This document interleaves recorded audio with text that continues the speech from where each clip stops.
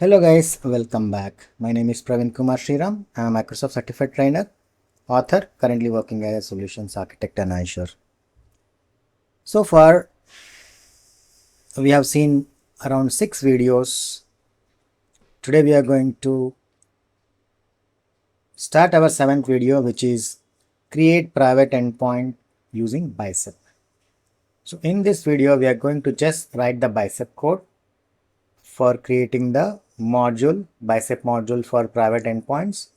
But technically we are not going to create any private endpoint as such. It's just writing Bicep code for private endpoints. In the upcoming videos, as you can see here, we have 2 more videos that are coming up.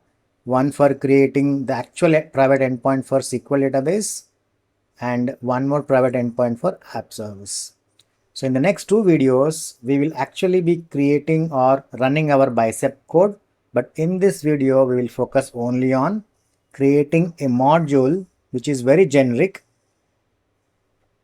that creates private endpoints for any type of Azure resources. Let's get started.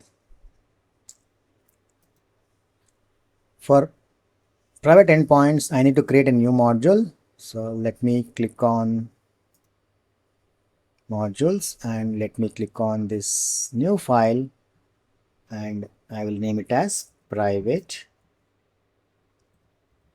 endpoint.bicep.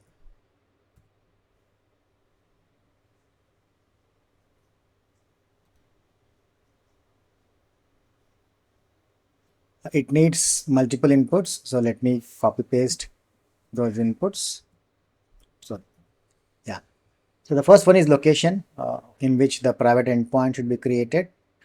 The second one is the VNet ID.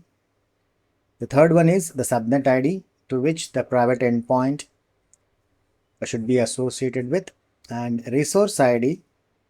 The resource ID is the ID of the resource to which private endpoint should be associated with.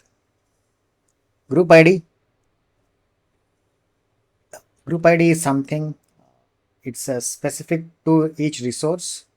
For example, let's say we want to create private endpoints for storage account. Okay, storage account has sub services like blob, queues, tables, and file share, right? So each of those are sub services within storage account. So the group IDs will be different for each of them. And if we look at app service, then you will have different group IDs. If we look for SQL, you will have different group IDs. So every service will have either one group ID or multiple group IDs.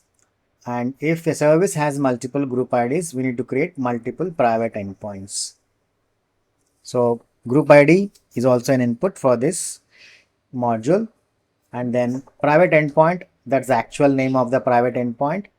And DNS zone ID is a private DNS zone to which private endpoint will be created. So basically the private endpoint will have a private IP address, and for that private IP address a record will be created in the DNS zone ID. Let's get started to write the code. The resource for private endpoint. Source, now we will call it as P, which stands for private endpoint, and then Microsoft network slash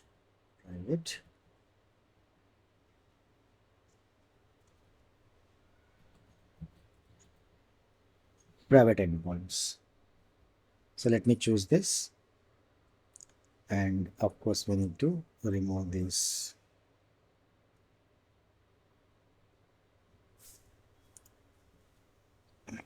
and choose the latest API. Provide a name of the private endpoint and then location and then properties. So the first step is private endpoint must be associated with subnet ID. So subnet is an object and we should pass the subnet ID. So we have subnet ID as input. So let's pass that here. So the first step is associating private endpoint with subnet.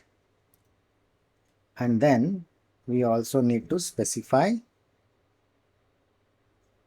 private link service connections, which is an array, and we need to provide a name.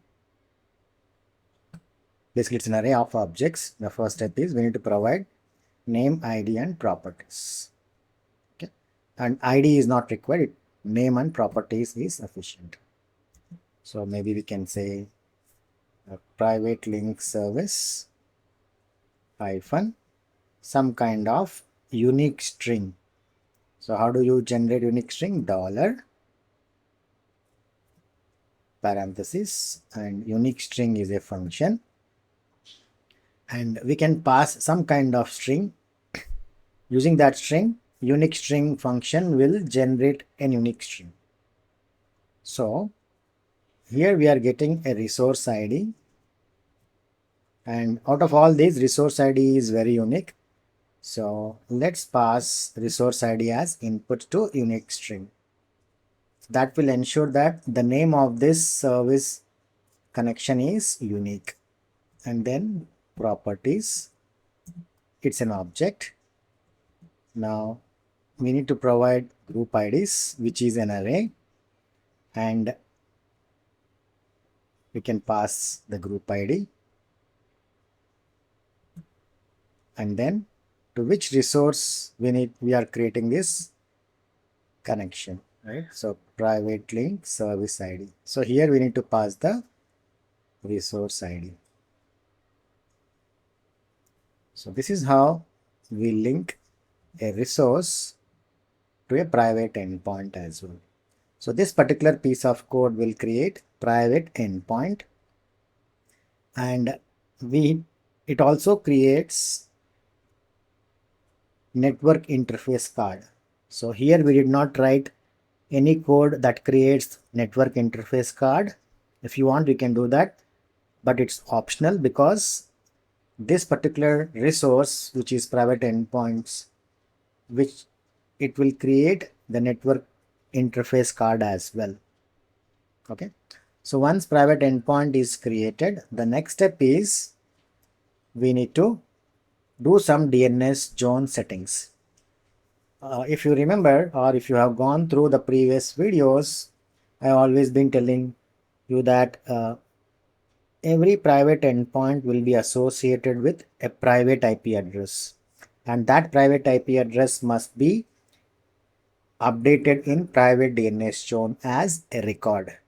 So here we need to create another resource for DNS zone settings. So it's called as DNS zone group, which is a child resource of private endpoint. So private DNS zone groups.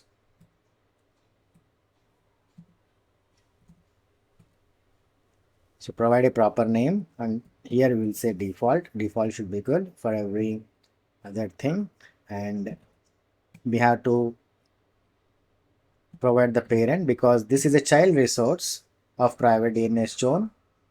So we will use the symbolic name of private endpoint resource, and then properties, and within properties we have to configure the DNS zone configs. So all we need here is it's an array again, and then array of objects. So name is again default,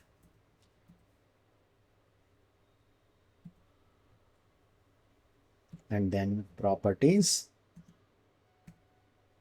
Here all we need is provide the name of the private DNS zone. Retrieve the ID of that private DNS zone and assign that to this. So we already have DNS zone ID as input. So all we need is assign that here. So that's it. So all we did in this module is we created two resources. The first one is private endpoint and the second one is DNS zone groups, which is a child of private endpoints. So private endpoint must be associated with the subnet ID as well as a group ID and then resource ID.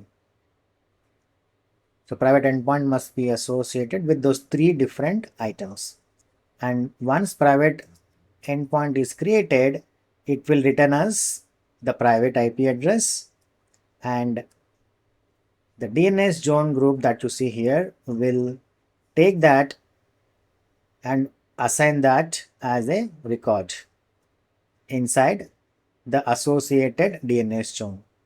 Now, all this will happen automatically because the DNS zone group is a child of private endpoint.